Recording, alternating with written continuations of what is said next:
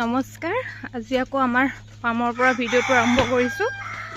আমাৰ পোৱালিখিনি আজি 7 দিন হ'ল ইয়াতে ৰখা হৈছে।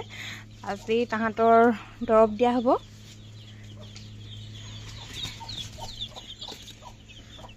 এইফালে তাহাঁতৰ দানা দি থৈছোঁ। আজি পানী দিয়া নাই, আগবেলা দিলোঁ অকণমান, পিছবেলা 12-1টামান বজাৰ পিছৰ পৰা দিয়া নাই আৰু পানী। তাহাঁতক পানীৰ লগতে দৰৱ দিয়া হ'ব।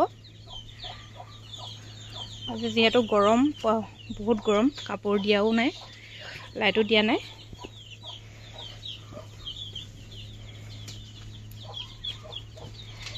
22 দিনলৈকে ইয়াতে ৰখা হ'ব বৰ্ডিঙতে। আজি যিহেতু দৰৱ দিম, কাগজখিনি চেঞ্জ কৰিছোঁ। কাগজখিনি মানে 2 দিনৰ মূৰে মূৰে চেঞ্জ কৰি দিয়া হয়। যিহেতু গোটেই হাগি দিয়ে, দানা পেলায়, আৰু এইফালে চাফা কৰি থৈ দিলে ভাল। যিমান চাফ চিকুণকৈ থাকিব সিমান পোৱালিবোৰ ভাল হ'ব। আৰু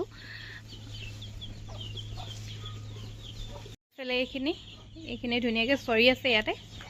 এইখিনি পুচিখিনি দি থোৱা হৈছে যে এইখিনিকে খুচৰি থাকে। তাহাঁতক কলপাত দি দিওঁ, কুমলীয়া কলপাত, আৰু কুমলীয়া অমিতা পাত দিওঁ, কেতিয়াবা কলপাত প্ৰায় দিওঁ। তাহাঁতকো আজি দৰৱ দিব লাগিব। তাহাঁতকো পানী দিয়া নাই, পানীৰ লগতে দৰৱটো মিলাই দিব লাগিব অলপ দেৰিকৈ।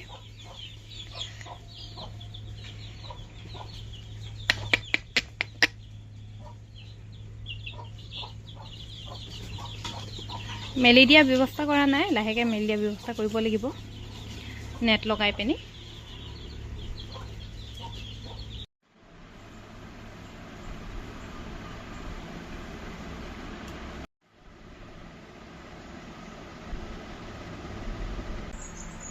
Hablaron en el vídeo.